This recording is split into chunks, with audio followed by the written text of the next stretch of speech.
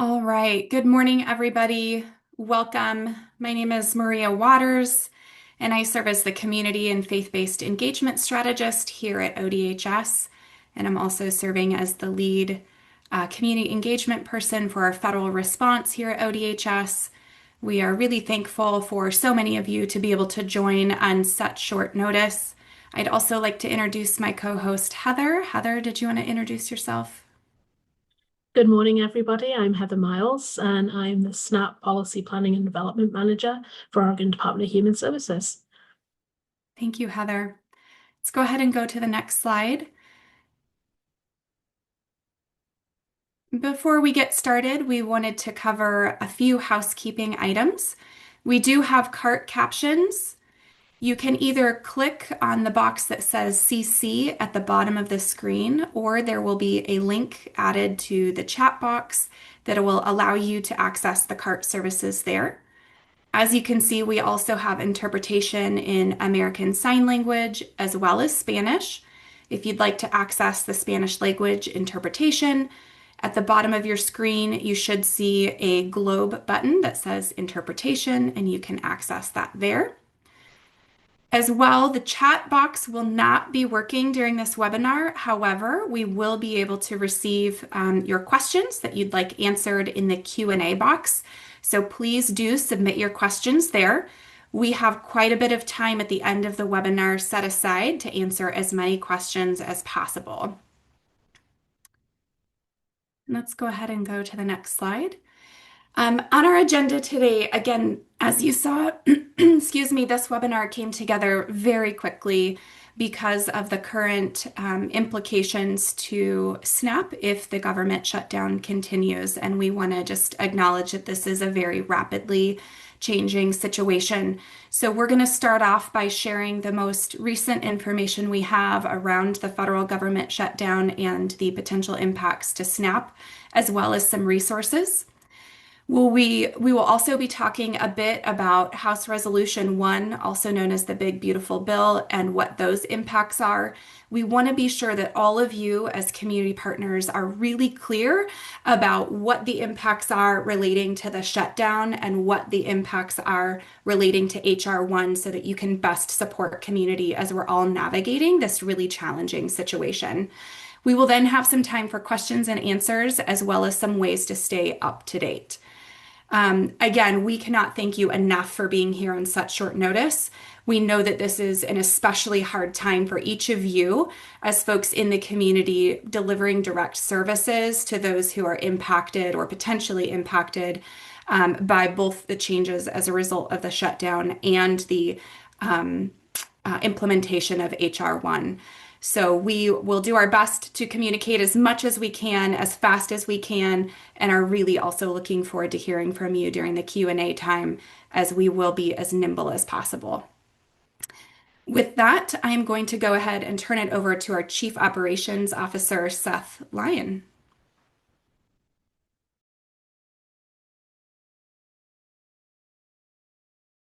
And Seth, you are muted. Try again. Sorry about that. I guess I do that all day long. Good morning, everybody. Seth Lyon. I'm the Chief Operating Officer of the Oregon Department of Human Services. I want to really thank you all for being here. I see 1,800 participants, and on behalf of the ODHS Director's Office, definitely want to thank you all for your participation in not just hearing this information, but helping carry it to the community. Our recently retired and beloved Director Fairbours said at the beginning of the COVID pandemic, he doesn't know exactly how we're going to get through this, but he knows it's going to be together. And I think that is something I would want to share around HR 1 and the shutdown and all of the work we're doing together now. It's going to be together that we can handle this and support our community. And so we will share the pieces that we're doing, but we'll also invite you to share in the task of supporting Oregonians through this. This is all of our SNAP program, and we're going to, invite you all to participate in this work. So I love seeing all those hearts. It means I'm not too far off in that invitation. So thank you. You just would call a little attention to the slide. The impact of the SNAP program in Oregon is as big as you see on this slide, 757,000 Oregonians, 450,000 households, largely children and largely living in rural communities.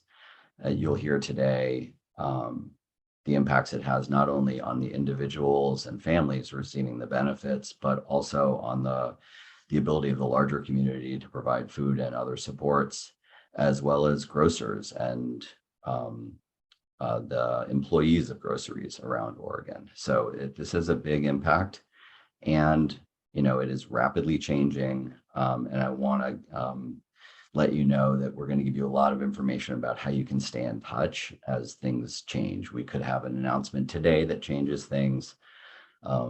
We could have an announcement tomorrow. We're tracking very closely. And so thank you all for being here, and I'll be back in a moment for another slide. Thank you so much, Seth. And we are also really fortunate to have Jessica Amaya Hoffman here today. And Jessica is one of our deputy directors for our self-sufficiency programs. And I will turn it over to you, Jessica. Thank you, Maria and Seth. Good morning, everyone. My name is Jessica Amaya Hoffman. I use she, her pronouns. I'm the Deputy Director for Self-Sufficiency and helping to lead our focused effort on the SNAP program specifically. So let's talk for just a few minutes about federal shutdown and November food benefits. First, it's important to know that the shutdown is not impacting services or benefits to people in Oregon during October. For SNAP, all participating households will be receiving their benefits as usual, and anyone newly approved during October will also receive their October benefit. However, unless Congress passes a funding resolution and the president signs it by midnight on October 31st, there will not be sufficient funds to issue SNAP benefits on time or in full, and this would immediately affect households in Oregon. WIC, and for those that may not know, is the Special Supplement Nutrition Program for women, infants, and children. It is a federal program with food benefits administered in Oregon by the Oregon Health Authority that helps pregnant people, new moms, breastfeeding moms, and children under the age of 5 with healthy food support. The federal government has provided funding to Oregon's WIC program to continue into November. However, we are continuing to monitor the federal legislative developments and the impact on WIC funding as the shutdown continues. So please watch the OHA website and social media for updates. And then school meals, which is another important component to food access for children and families in Oregon. Free and reduced meals are still be available. The shutdown is not currently impacting the National School Lunch Program. Next slide. So what will happen when the shutdown ends? If we reopen before November 1st, we will work with our vendor to distribute SNAP benefits as soon as possible and as normal as possible. The closer we get to the end of this month, the more likely we will see maybe a little bit different distribution than what folks traditionally see, and we will get that information out just as soon as possible. But if we don't see the federal government reopen or have another resolution for SNAP until after the 1st, benefits will be issued just as quickly as we can. That's dependent on a few things. So first, it's dependent on the date that the continued resolution passes and moves from Congress and is approved by the president. We also then need to get, FNS needs to give us specific instructions to states and to our EBT vendors that November benefits can be paid. And then we issue to the vendor, and the vendor organizes the timing and the schedule to issue those benefits. Historically, when we've seen this happen, benefits have been issued very quickly. We try to make sure that there's not a delay as much as possible without crashing any system. So it still will be some incremental distribution like we typically see. but not likely to be over 9 or 10 days. But we will get all of that information out to the public as soon as we know what that will look like. And Maria, I believe, or Heather, I believe this is for you. Thank you, Jessica. So it's important at this time, especially with so many things changing, to just reassure all of you what is not changing. So one of the things we wanted to talk a little bit about today is that ODHS is still open for business. So that what that means is we are not closing our offices. You can still send folks our way. We can still do those eligibility decisions, and we can still make sure that we're able to provide other resources and services to folks. We do have other programs, as you all know, like our TANF program that is still operational during all of this time. And we want to make sure that people do not think that this is a barrier to them coming into our offices and asking for the services they desperately need to have. One of the other things we also wanted to make sure for you all is that the EBT cards are going to be working exactly as they normally do. So what that means for folks who still have benefits on their cards, they don't need to rush out and spend those benefits before the end of the month. They can plan to continue to use them throughout this time period. Any prior benefits they have on their card, they're still available to them through all of this. And so we want to make sure that you can reassure people that we're not going to be taking any of those things away from folks on their cards. We also want to make sure that as we go on through all of this, we make everything available that we can in terms of information, resources, and other benefits that people may be eligible for that maybe they haven't thought about before. So please keep checking our websites, as we've been mentioning, the links that we have on our pages, and making sure that we know that our folks are having enough of those resources connected to them for everything that they need. Next slide.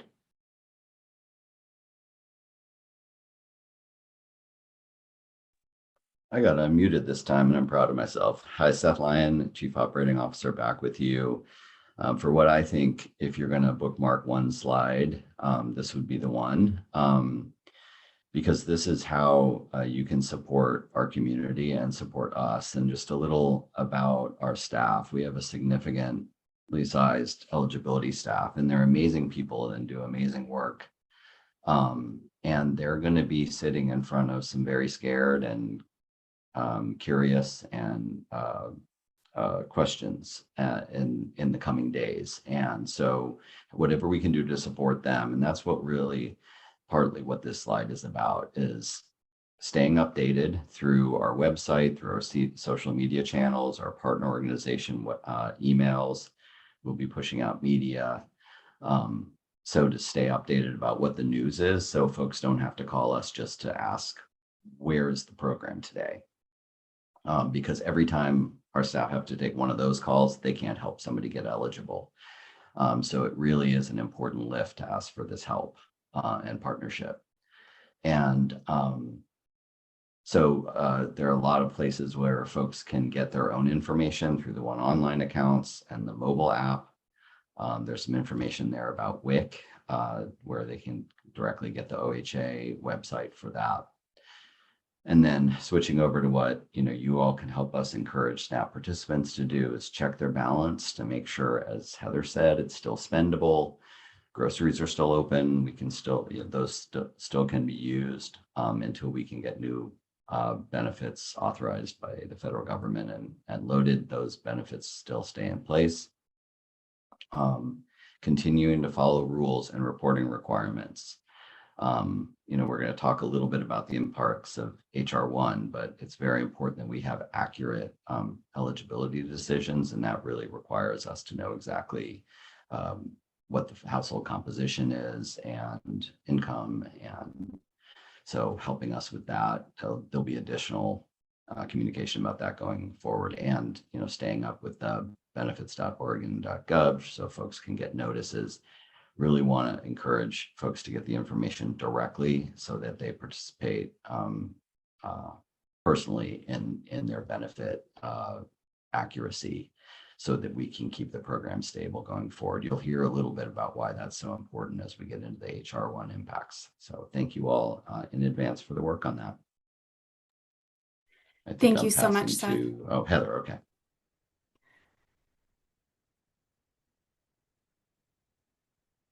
Heather, back to you to talk a little bit about some resources we have to find food. Thank you, Maria. Um, I think partly during all of this time, it's going to be really important to share some of the resources that we have, and you'll see some of the links here. We will be sharing these slides after this meeting, but we have a lot of different community resources throughout our state. We have web pages that are up to date with that information. There are free food event listings as well, and that's a really important thing to know in our community of where to go and how to refer people. One of our other really valuable and important partners through all of this work is our Oregon Food Bank network. Those pantries and food pantries throughout the state are vital in terms of making sure that people get the food that they need during this time. We also know that they are likely to get a historically high number of folks coming to those food pantries and food banks. And so making sure that we're able to make as many links as we can and to help our food bank network as much as possible during this time is a really important part of what we're all trying and planning to do. The other fabulous resource that we have in terms of additional food, especially for those who are older adults, is through our Aging and Disability Resource Connection website. As you'll see on the link here and with the telephone number that's available, we can make sure that people who are some of the most vulnerable in our community get to those essential food supports that they need during this time. Over to the next slide, please.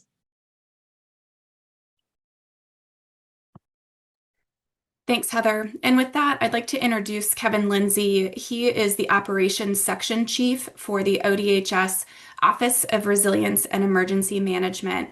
And a part of their purview is leading our mass care operations in times of crisis and disaster. And this is one of those times. And so Kevin is going to talk a bit about the work that our Office of Resiliency and Emergency Management is doing to prepare in partnership with many of you on this call. So, Kevin, I'll turn it over to you. Yeah, thanks, Maria, and good morning, everyone.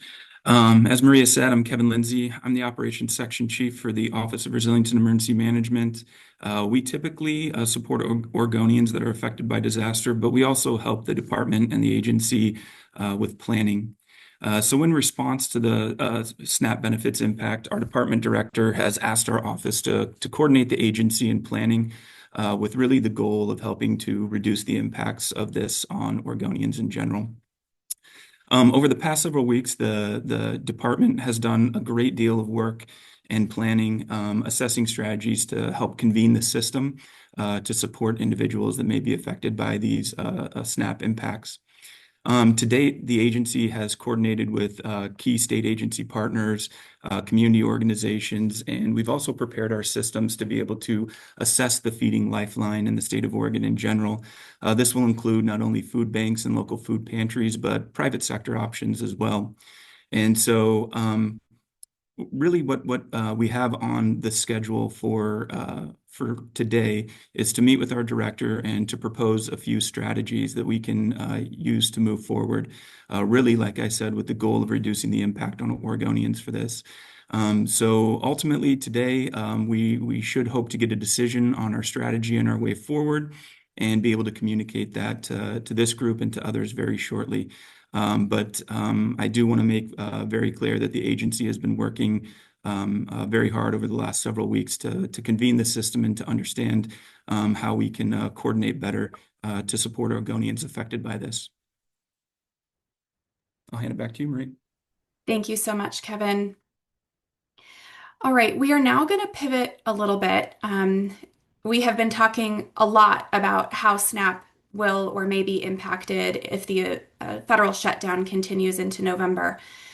As this is all happening, we also are seeing some of the implementation from HR 1 begin. And so Jessica is going to come back to talk a bit about what is happening with the HR 1 implementation alongside all of these shutdown events as well. So Jessica, I'm going to turn it back over to you. Thank you, Maria. Jessica Amaya Hoffman, Deputy Director for Self-Sufficiency.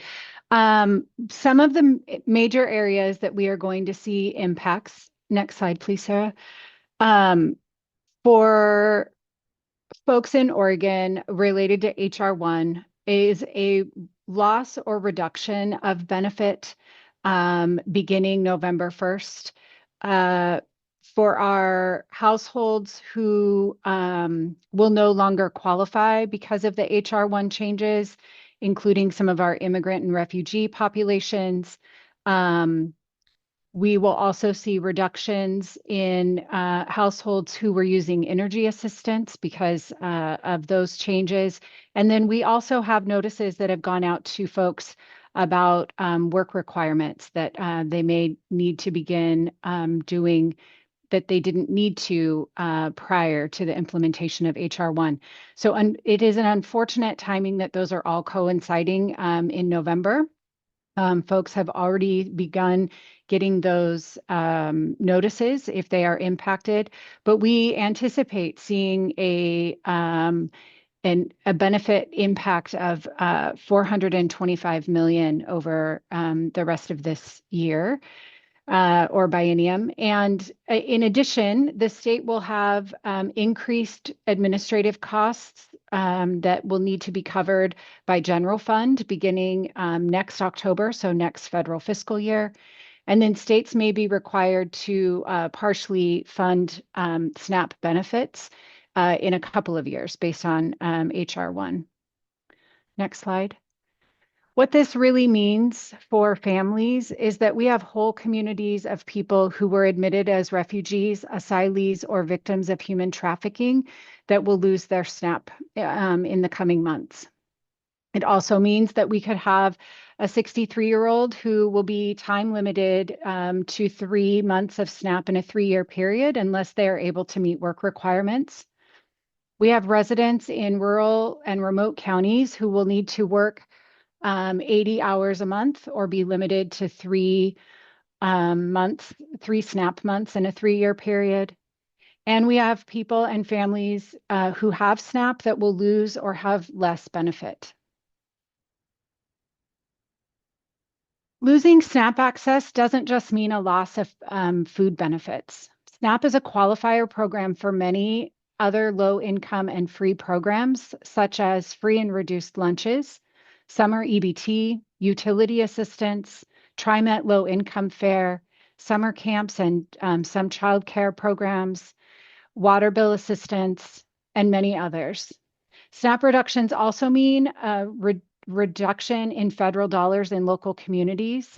Every dollar in SNAP benefits generates between $1.50 and $1.80 in our local economies. We are particularly worried about our rural grocery stores and farmers who really rely on families having access to SNAP benefits to purchase their basic needs. Slide. Thank you. Again, notices were sent out on October 15th for individuals who may now be required to participate in work requirements in our able-bodied without dependents federal work rules. There's more details on the site. We also sent notices to lawfully present non-residents facing reductions or ending of their benefits, and then people who were affected by the new federal limits on energy assistance.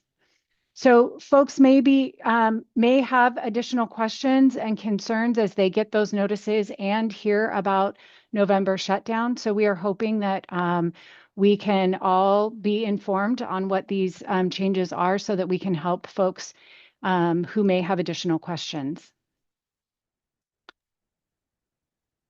Thank you so much, Jessica. All right, we are now going to transition into some time to be able to answer some of the questions that you all have submitted in the question and answer box. A reminder, if you have a question that you would like us to answer, please do go ahead and submit your question. There is a Q&A box at the bottom of the screen, and we are going to address as many of those as possible. I also want to call out your attention to the chat. Our colleague James Barda, who many of you may know from his community engagement work, has been adding a number of links to these critical information sources. He also just included links to all of the notices that have been sent out. We want to try and be as transparent as possible with all of you as community partners so that as SNAP recipients come in with questions or concern or confusion about these changes, that you have a heads up as to what they're seeing and can help them navigate that. Our call volume has already gone quite a bit higher, and we know that that can also be frustrating to have high wait times or a delay in response. So we just really, really appreciate all of the work you are doing in community to walk through this with us. Okay, going into our questions. Our first question is going to be directed to Seth Lyon. Seth, are there any other benefits or services that ODHS provides beyond SNAP that will be impacted if the shutdown goes into November? That is a great question. We are tracking a number of those. I think Jessica might be better to take that question though. Happy to, Seth. Sorry. No, it's okay. Jessica Maya Hoffman. No, at this time, because SNAP is a fully federally funded program, meaning they pass through the dollars to states to cover those directly. SNAP is the program that we are concerned about right now. As if the federal shutdown were to continue well into November and December, there may be other residual impacts that we would communicate out as those occur. Thank you so much, Jessica. Okay, our second question, Heather Miles, coming your way. If a SNAP participant has a balance remaining on their EBT card, will it roll over into November? That's a really great question. It will roll into November. So anything of that nature where you have a prior balance that's remaining on an EBT card, that's one that can be used for November benefits as well. They're going to have that rollover for any previous months. It won't age off straight away. And we'll make sure, again, that that's included in a lot of the communications you're seeing going out there that you can use as part of your resources. Great. Thanks, Heather. And we're going to stick with you for our next couple of questions here. The next question, what do you recommend people do if they are considering applying or need to renew their SNAP in October or November? So for anybody that needs to still renew their benefits in October, please encourage them to continue to do that. We are issuing October benefits out, as we mentioned earlier. It's just the November benefits we've put on pause right now. For anybody who is up for renewal in November, we are encouraging folks to continue to complete that renewal process. For anybody new to the program, we're continuing to encourage folks to apply as well. We are going to be keeping those benefits open as soon as we can for November and for the preceding months. But it does mean that we need to hear from you. We need to make sure that folks report what they need to report to us. They need to still apply for services. And our offices are going to be staying open during that time so that we can make sure that we're processing everything that we need to in a timely way. Thanks, Heather. We're on a roll here, so I'm going to send you one more. There are rumors that EBT cards will not work in November. Is that true? That is absolutely not true. EBT cards will absolutely be working in November. There's no plans for those cards to be changed in any way for November months. People should still be using them. As Seth mentioned a little bit earlier, they can be checking the balance that's on their cards, and you can see that in our links. They should be able to go and shop with any benefits that are remaining on their cards throughout this time. Thanks, Heather. And this next one, we're going to go back to you, Jessica. Actually, yes. Will the shutdown or changes from HR1 affect the TANF program?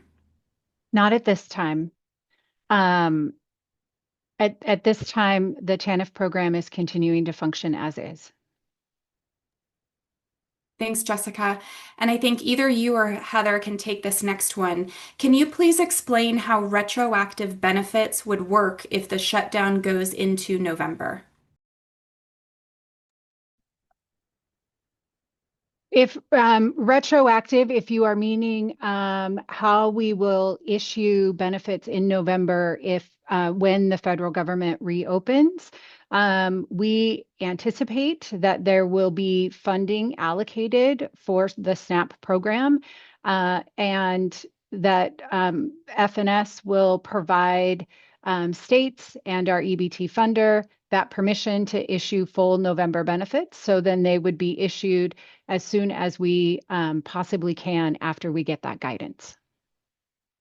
Thanks, Jessica. So just to clarify, it sounds like if funding did not come through until the middle of November, SNAP recipients would still receive their full November amount, not just the partial amount. Is that correct? That is what we are expecting, yes. Thanks, Jessica. Mhm. All right, going back to Heather. Heather, can you please explain how ABOD is defined? And perhaps clarify the acronym so that we are not using acronyms. Thank you. Not a problem. So able-bodied adults without dependents, that's ABOD. It is a very federally used term for folks that are not in households that do not have dependents. So what happened through the HR1 changes is that the age range for people who are considered an ABOD changed. So starting October 1st, adults aged 18 through 64 who don't have children in their household who are under 14 will need to be part of the work requirements for the program. So what that really means for all of us here, they need to either be working for pay, working in exchange for goods or services, volunteer somewhere, or be training somewhere for at least 80 hours a month. And they need to be able to do that every single month and tell us about that in order to continue to receive the SNAP benefits. As Jessica had mentioned a little bit earlier, those are those 3 months that somebody would have of SNAP without meeting those work requirements in a 3-year period. And so we need to make sure that folks know to continue to report those things that they're already sometimes doing, and also making sure that they understand that age range changed. These are things that, like we said, they're a direct result to the HR1 impacts. Thank you so much, Heather. While we're talking about able-bodied adults without dependents, or ABOD, can you share a couple of examples of some exceptions to the work rules and how they will be verified? There's quite a few different ways that people can meet those standards. And those exemptions for the work rules are for things like if you're pregnant, that's an exemption for that work rule. If you have a child who's under 14 that's in your home, that is one of those exemptions. There's other things if you have physical health issues or mental health issues that you're addressing or behavioral health issues. All of those things can mean that you meet the exemptions. What's really important in that is that you talk with us, that you share that information with us and you report some of the things that would allow you to meet the exemption. And there's a lot of other things that can also meet some of that criteria. You could be part of an alcohol and drug treatment program, for example, or you're taking care of somebody in your home or out of your home who needs your level of care. They don't have to actually live with you, but that means that really that is the work that you're doing. There's a lot of other kind of criteria that's involved in that. And some of the notices that James has been sharing in the chat goes into a little bit more depth of that. If you want to have anything more, we also have a really great website where you're able to go and take a look and learn a little bit more about some of the exemptions that are there. But the really key thing, have a conversation with us. We can usually, through that process, find a way to determine whether or not you meet one of those exemptions. We can take your word for that. Heather, I'm going to turn it over to Seth in just a moment, but the second part of that question was, how will these exceptions be verified? Can you speak just quickly on that part? A lot of those verifications, when we're talking about exemptions specifically, we have that conversation with you and we take that statement. It is about us building trust with you in that conversation, though, and that's one of the things we recognize that this is really personal information and this is something that's incredibly sensitive to share with somebody who may be a stranger. But ultimately, that conversation really leads us to be able to help them meet those work requirements and exemptions. So it really is important for us to know. Anything that you can do as community partners to reassure people that that's part of the process, that these are the questions that we're likely to ask, and that them being able to have a direct conversation with us more often than not is going to be enough. Thanks, Heather. And I want to call out that James just put a link in the chat to the SNAP Work Rules Information website. So if you're curious about more information on that, please go ahead and check that website out. Seth, I'm going to turn it over to you. I just want to make a couple of general comments about work requirements and the able-bodied adults without dependents part of the program. Those are really expanding for us as part of HR1. And so, a couple of things that you all can think about as community partners, how we can support our community is we've generally been able to not apply those requirements in counties where, because of unemployment rate, transportation, some other, and availability of jobs, that it's very hard to meet those work requirements. It's a burden. We've been able to not apply those to certain counties. Again, Heather or Jessica could fill in the details on which counties and what's changing specifically, but in general, that is changing, where counties where we have not, and tribes where we have not had to apply those, we now do. And so one of the things I would ask you all to think about is there are services that we can't provide with the SNAP program that could be helpful to help folks with transportation, to get into volunteer opportunities, to help folks who need resource assistance in terms of just being able to report and get the, know how to complete those requirements. That help as a community can make a huge difference in our ability to help folks meet those requirements and continue to draw those federal funds to them. So just want to make that ask, and we can get more specific into which counties at need, but just want to make sure everybody gives that some thought as we all pitch in this together. These are not changes that Oregon wanted. These are federal changes, and we're all working together to lessen the impact of them. Thank you for giving me another minute on that. Thanks, Seth. Appreciate that. All right, this one, Joanna Wright, who we have not had the chance to introduce yet, or Jessica, we have the question about how these changes will impact the 9 tribes in Oregon. Can one of you speak for a moment on how federal changes to SNAP eligibility may impact the 9 tribes in Oregon? Joanna, are you available?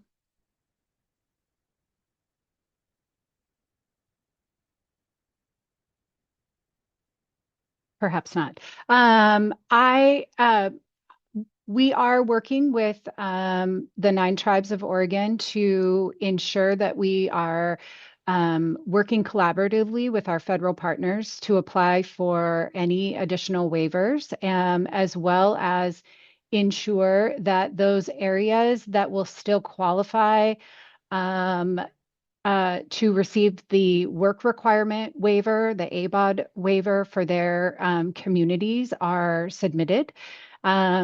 To ensure that that all the areas that qualify will continue to have the access to SNAP to the extent possible. So we are not anticipating additional negative impacts, but we are working as closely as we can with tribes and tribal leaders.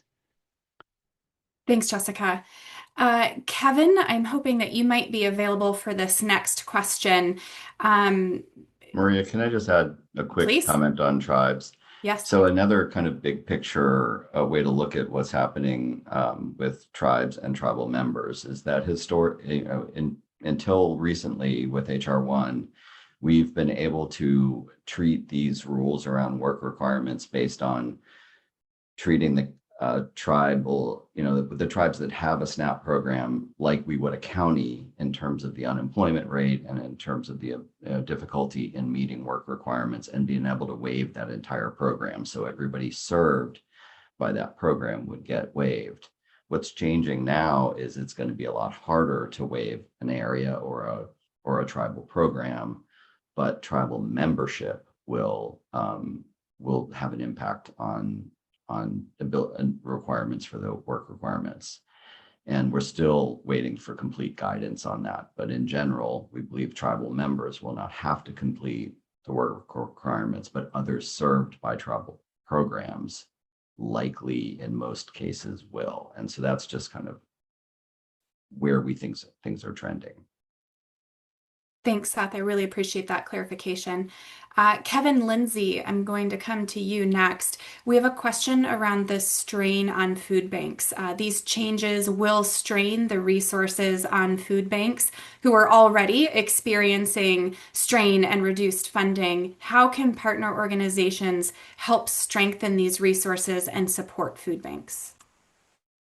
Yeah, thanks, Maria. I think that's a really great question. And, primarily what we can offer up in this time is to encourage folks to support their food banks and pantries. You can use the Oregon Food Bank website to find your local food banks and pantries, and not only just supporting them, but also understanding what types of supports they can use most readily. Sometimes those are food donations, sometimes those are dollar donations. And so just reaching out to your local food pantries, food banks, working through the Oregon Food Bank Network to understand who you can support in your local community and encouraging others to do so, I think is the best we can encourage right now. Thank you so much, Kevin. One other plug that we need to make in here is we cannot emphasize enough the importance of encouraging individuals to open their mail. With changes happening quickly, those notices will be very, very important to open. One point of clarification I want to add is that there will not be mailed notices relating to the federal shutdown. The mailed notices are specific to the HR1 changes to eligibility. So please hear that. We are not sending mailed notices relating to the federal shutdown, but again, encourage folks to open their mail. This next question, we have time just for one or two more. Heather or Jessica, does the state or national unemployment rate have any impact on the work rules requirement? Go ahead, Heather. That's a really great question. And yes, it does. What that usually does for us is determine whether or not our counties will qualify for a waiver. And in Oregon, as we know, for many years, we've had at times either statewide waivers, or we've had the majority of the state able to waive those work requirements based on that rate. One of the changes that came in with HR1 was a change in how we calculate the rate and what we can use in order to qualify. We're still going through a lot of the analysis around this and trying to understand how this will impact Oregon specifically. But that particular component is definitely going to have more widespread effects for how we're able to implement ABOD in our state. Thank you so much, Heather. And I've got two questions left, and then we are going to transition out of our question and answer time. Again, for Heather or Jessica, are non-US citizen parents of children who are US citizens still able to receive SNAP for their children? They absolutely are. Children who are US citizens are absolutely able to receive SNAP. Those parents can still apply on behalf of their child. And in a mixed immigration household like that, we would want to encourage folks to leverage what they can through that time. There have been some changes, as I think all of you know, but that's certainly one of them where children can still receive services. Thank you so much, Heather. And then, Jessica, one last question for you. With the changes to SNAP eligibility caused by HR1, which are the ABOD requirements we talked about, will those still be implemented November 1st if the shutdown continues? Yeah, thank you. Yes, they will still be implemented regardless of federal shutdown. Those were policy rules and updates that we were directed to implement by the federal government. So unfortunately, the shutdown does not impact that in any positive way. Thanks, Jessica.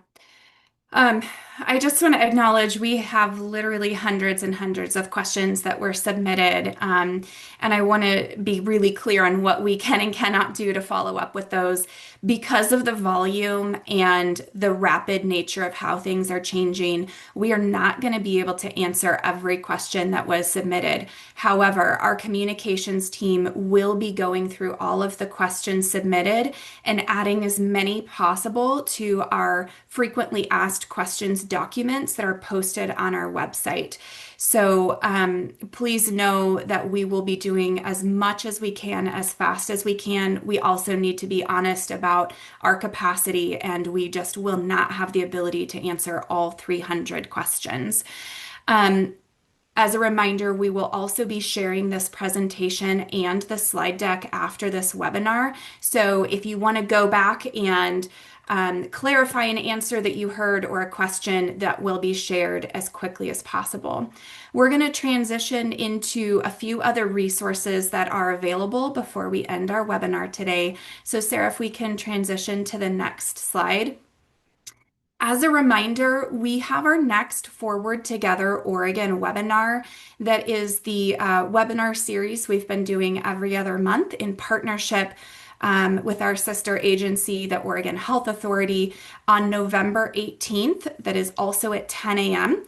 For those of you who have been attending those webinars, you were automatically registered for this November 18th session, and you should have the calendar invite on your calendar. But if not, we welcome you to register using the Zoom link here, and I believe it's also now in the chat.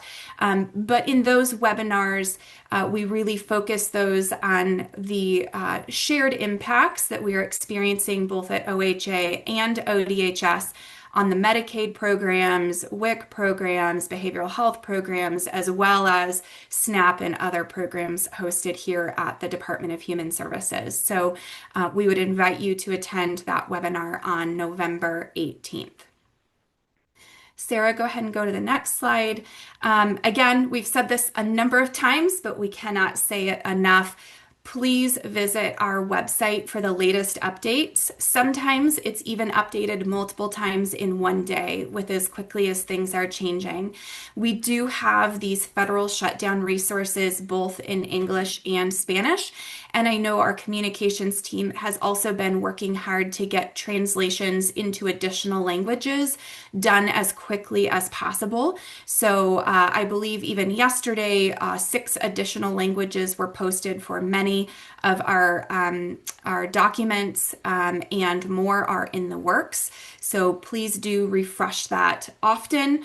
And as things continue to evolve, we want to reiterate that we will continue to use the same communications methods that we always do as changes come. So that includes our Instagram pages, our Facebook pages, our website, our email, right? So we will continue to use all of those mediums to provide updates so that you're not having to guess where to go or have any confusion.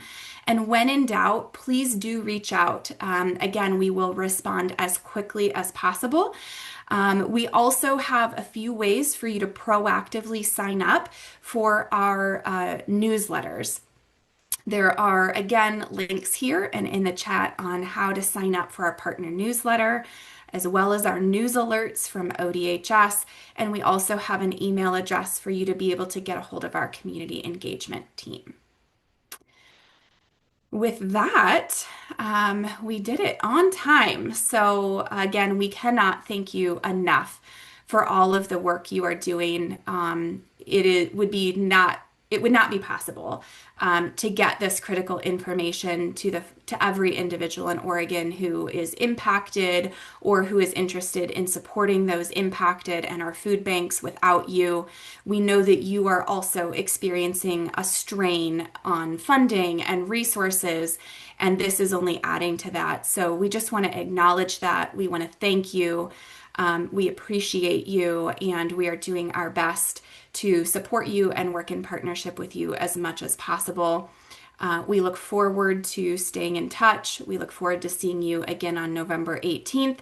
And I think we can all collectively agree that we hope that while we are preparing, that funding comes through before November 1st so that every recipient of SNAP can continue to receive these critical funds to prevent hunger and make sure that no one goes without the food and resources they need. So again, thank you. We look forward to talking with you soon, and have a great day.